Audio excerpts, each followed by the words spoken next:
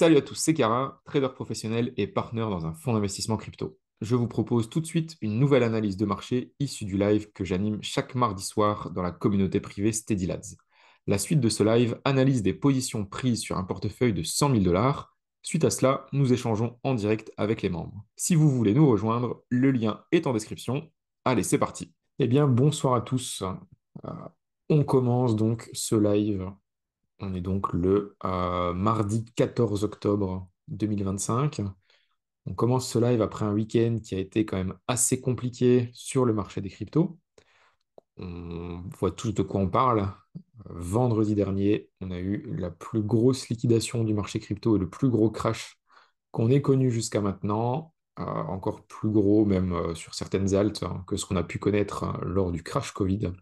Donc, si on regarde quelques alts, notamment Atom par exemple sur Binance, on peut se rendre compte que le prix est venu chercher très très bas. Donc, en fait, Atom a été jusqu'à zéro. On a vidé quasiment tout l'order book sur des alts comme celle-ci.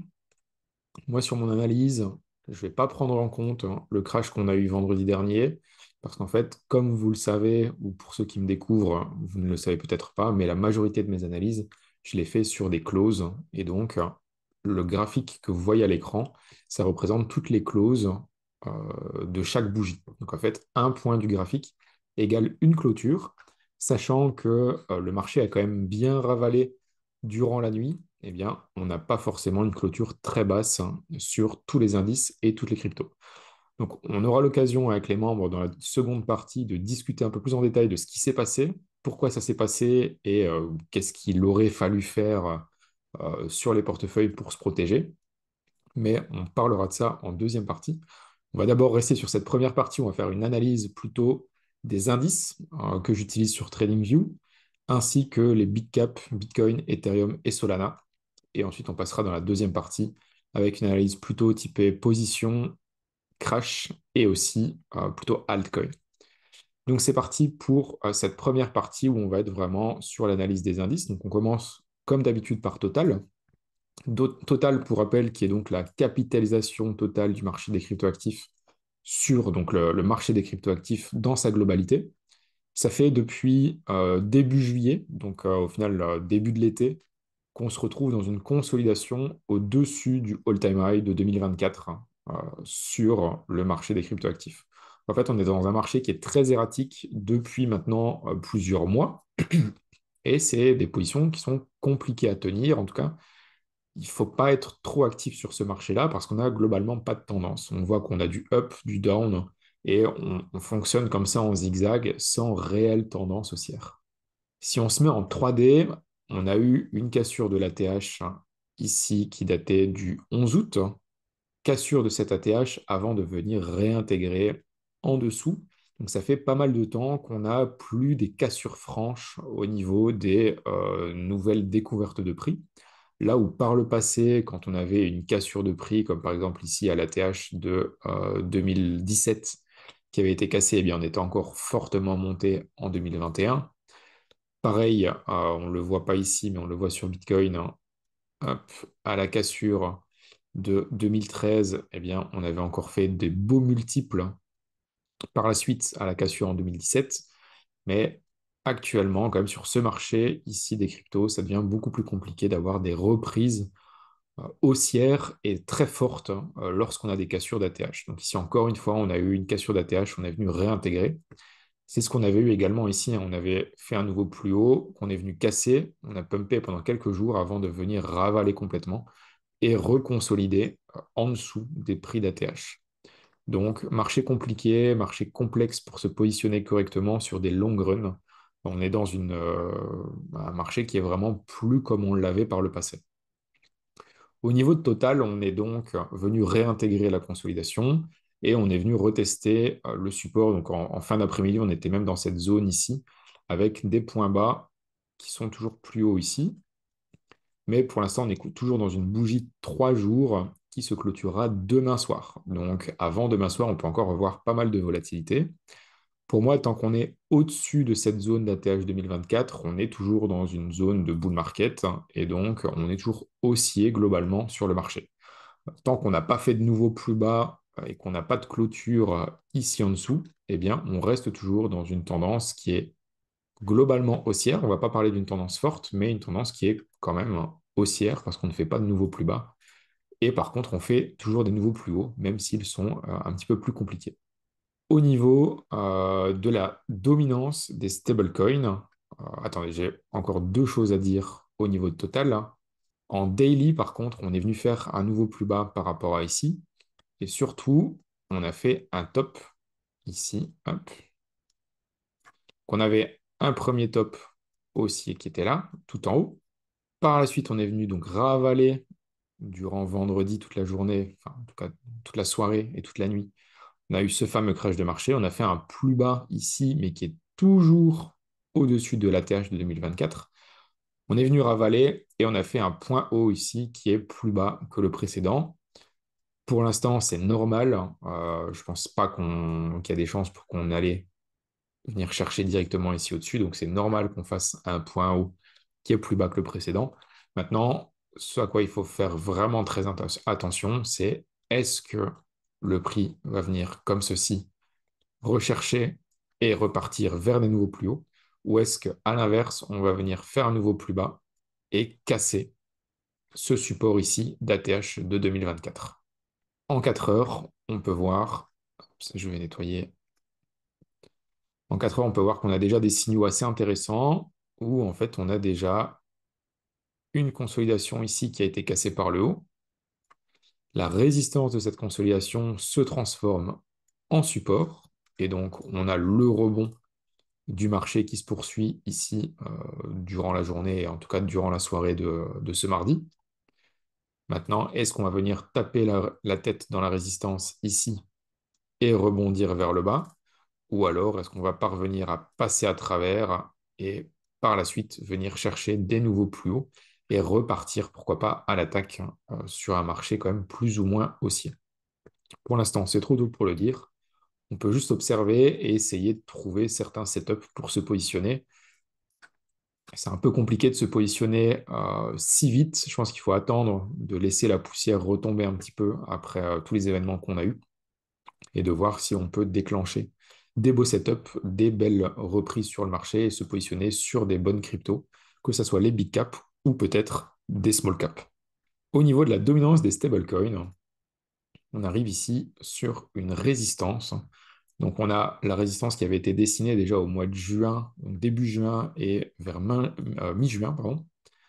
On arrive à nouveau sur cette zone. Alors évidemment, si on se met avec les mèches, on est passé à travers, ça, il n'y a aucune discussion là-dessus. Mais par contre, en clôture, on est toujours en dessous de cette zone de résistance.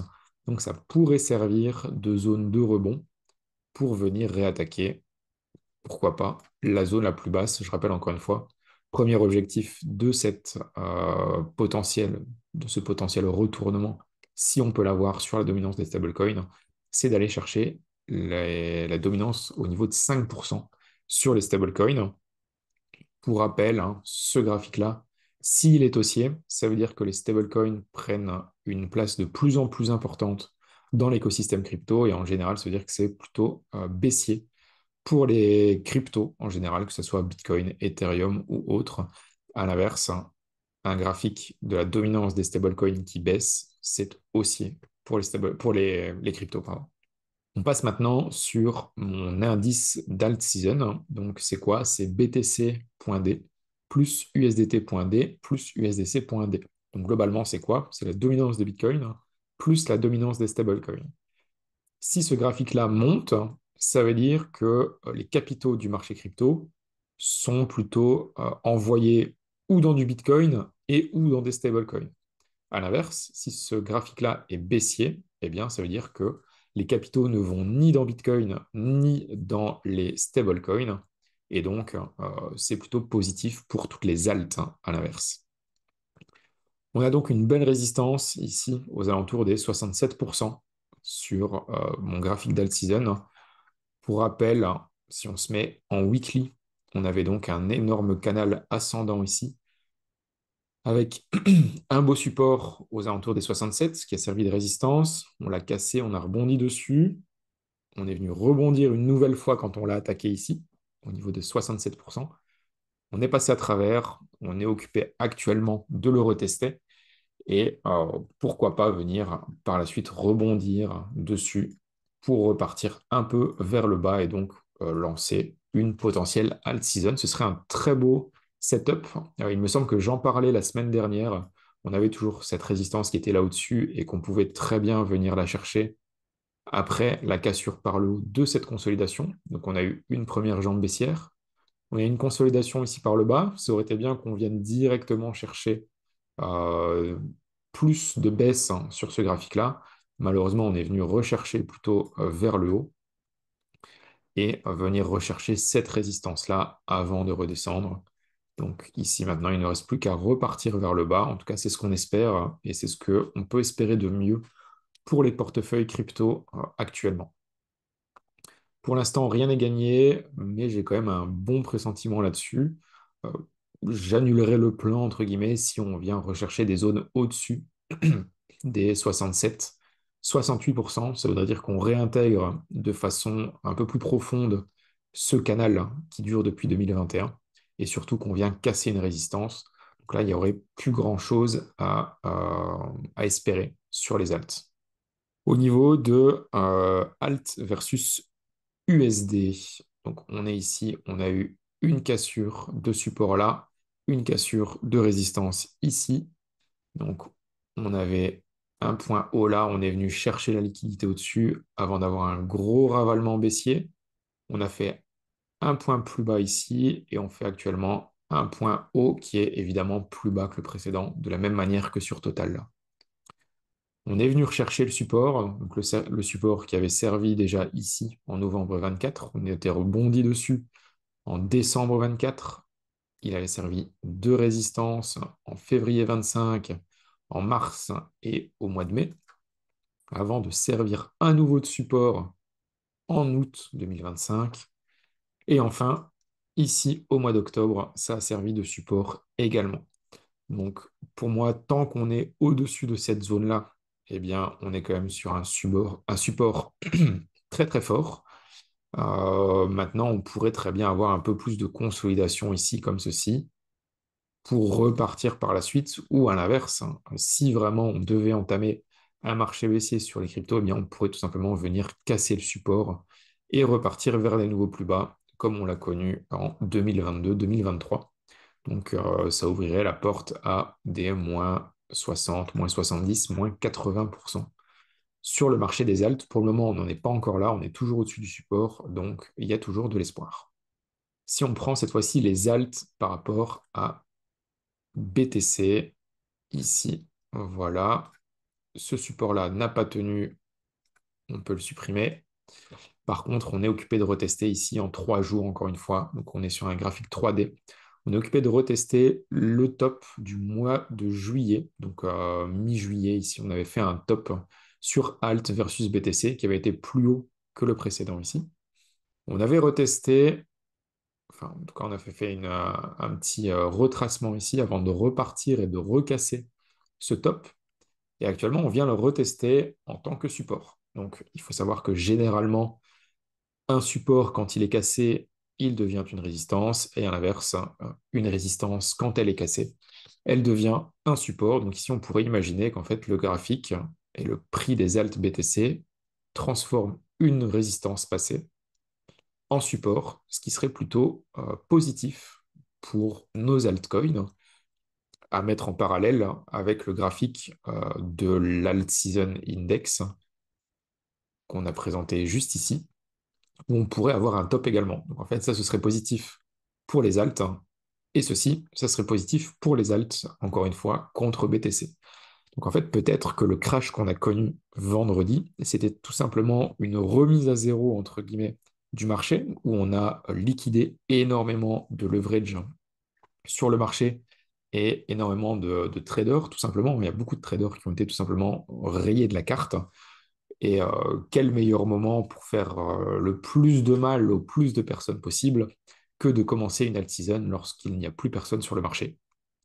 Il faut savoir qu'en général, le marché va toujours vers le côté où il fait le plus mal.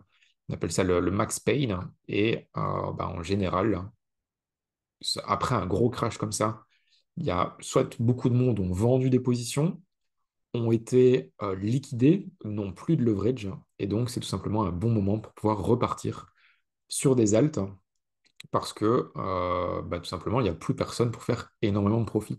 On sait très bien sur le marché que quand tout le monde est over-leveragé, avec beaucoup trop de positions, beaucoup trop de leviers, eh bien, dans ces moments-là, c'est rarement ces moments-là qu'on part vers le haut de façon brutale avec des gros multiples. Donc ici, il y a beaucoup moins de personnes qui ont des leviers, beaucoup moins de personnes qui ont énormément de capitaux investis sur les cryptos. Donc, on pourrait très bien repartir sur les alts et il y a vraiment des probabilités qui sont non nulles pour qu'on ait une reprise des alts très bientôt. Au niveau du top 10 des alts, on va voir à quel point le marché est piégeux. On a donc eu ici une cassure de la résistance, hein. On se souvient bien, la résistance weekly qui est ici en noir. Elle était là, on l'avait cassée. Et après, on avait juste fait yo-yo entre les deux. Donc, on a eu un gros ravalement baissier, puis un énorme rebond. On est venu casser la résistance, faire des nouveaux plus hauts, petite consolidation, énorme crash. Donc ça, c'est le crash qu'on a connu vendredi, qui est venu retester des niveaux, hein, on voit ici. Donc sur l'indice, on a fait une chute de presque moins 40%. Donc on vient faire un nouveau plus haut, on ravale. On vient faire un nouveau plus bas, on ravale également. Donc en fait, on a simplement quelque chose qui prend de plus en plus de place comme ceci. À l'inverse d'avoir une consolidation des prix qui, en général, permet de se positionner correctement, eh bien ici, on a vraiment quelque chose qui s'étend de plus en plus avec beaucoup plus de volatilité et qui devra choisir à un moment un sens dans lequel aller. Donc, est-ce qu'on ira chercher au-dessus ici pour faire des nouveaux plus hauts ou est-ce qu'à l'inverse, on est plutôt hop, dans une tendance baissière qui se lance parce que on aurait donc un nouveau plus bas ici, un point haut qui est plus bas que le précédent et donc potentiellement un début de tendance baissière parce qu'une tendance baissière, c'est quoi? C'est des points bas toujours plus bas et des points hauts toujours plus bas également. Donc ici, potentiellement, on aurait un retournement de tendance qui serait en cours. Maintenant, on n'est qu'en une journée, donc on pourrait très bien avoir quelque chose comme ceci pour une reprise par la suite vers le haut. Pour moi, il y a un peu trop tôt pour pouvoir dire quoi que ce soit par rapport à ça. Pas grand-chose à dire là-dessus. Au niveau de l'indice des low cap, hein, eh bien, on peut voir que on est venu chercher très bas, hein. On est venu vraiment attaquer très bas. On avait une cassure ici, la consolidation qui avait été faite. Donc la tendance était déjà lancée bien avant le crash. Donc bien avant le crash, on savait qu'on ne devait pas être surexposé sur les alts. Ça, en fait, ça avait déjà été dit. Les low cap, il n'y avait pas d'intérêt d'être à 50, 60, 70% de portefeuille sur des low cap. Ce n'était pas du tout le moment. Il fallait plutôt être focus sur les big cap. Ça, on l'avait déjà précisé. Ça fait quand même pas mal de vidéos maintenant qu'on passe sur cet index-là. Et que tout simplement, on vous dit, bah voilà, ce n'est pas le moment d'investir dans des low cap. Eh bien, ça s'est traduit vendredi parce que les low cap sont les altcoins qui ont baissé le plus sur le marché globalement. Si on compare avec des Solana, avec des Ethereum ou avec des Bitcoins qui sont plutôt des big cap, hein, eh bien là, on a eu une bien meilleure résistance sur le marché. Donc voilà pour les indices. On passe maintenant sur Bitcoin, Ethereum et Solana. Sur Bitcoin, eh bien, on voit un peu la même chose qu'on avait eu sur Total aussi, hein, c'est cassure de l'ATH. On fait un all-time high le 6 octobre avant un ravalement fort sur une bougie d'une journée. Quelques jours après, petite consolidation et puis encore une fois, une grosse baisse avec ce crash qui est venu rechercher les 105 000 dollars sur l'indice de TradingView. Donc à la base, on disait que si on avait l'opportunité d'acheter à 117 000, c'était potentiellement un bon achat. Sauf qu'on se rend compte qu'en fait, on est passé à travers tout parce que ça a été tellement violent que ça s'est passé très vite et il n'y a pas eu énormément d'achats qui ont été faits. En tout cas, il y a eu beaucoup de monde liquidé. Cependant, si on se met en close, on est toujours dans ce range ici avec des points bas qui sont toujours plus hauts. Donc ça, c'est assez positif. Rien n'est perdu sur Bitcoin. On pourrait se poser un peu plus de questions. si le prix venait chercher en dessous des 107 000 et qu'il venait clôturer en dessous de ce range ici, avec la zone basse qui est à 107 000 dollars. Donc potentiellement, on pourrait avoir une tendance haussière qui est toujours en cours, étant donné qu'on a des points hauts qui sont toujours plus hauts, avec même si on compare par rapport à celui-ci, on a eu un point haut qui était plus haut, des points bas qui sont toujours plus hauts aussi. Maintenant, attendons de voir comment on arrive à digérer le crash qu'on a subi. Est-ce qu'on arrive à rebondir ou à l'inverse?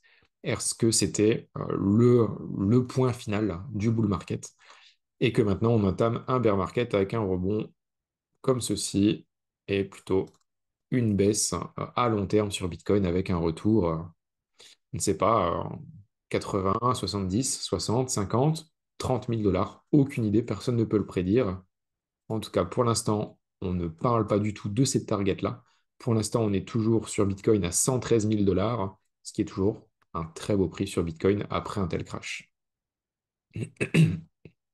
Ethereum, ça va se passer ici en 3D et en weekly. Globalement, les deux charts racontent la même chose. Ici, en 3D, on est toujours au-dessus de la zone des 4000 dollars sur clôture. Je pense que je l'ai déjà répété 2 ou 3 fois dans les vidéos précédentes. Tant que Ethereum en clôture 3D ou weekly se retrouve au-dessus de 4000 dollars, je ne suis pas inquiet pour la hausse de ce marché-là. Pour l'instant, Ethereum, je reste haussier sur Ether. J'ai toujours des positions sur Ether parce que je pense que tant qu'on reste au-dessus, les 5000 dollars arriveront un jour ou l'autre. Et pourquoi pas plus haut. Mais je pense vraiment que tant qu'on arrive à se maintenir au-dessus des 5000, des 4000, pardon, au-dessus des 4000, eh bien, on peut aller chercher plus haut, sachant que le RSI s'est déjà bien consolidé. On est dans des zones très correctes pour une reprise de marché. Et si on reprend les charts de potentiel alt season, eh bien, on est bien aligné pour une reprise d'Ethereum. Donc pour moi, ETH, c'est toujours un achat tant qu'on est au-dessus des 4000 dollars. Après, encore une fois, on est sur des clôtures 3D. En 3 jours, il peut se passer énormément de choses.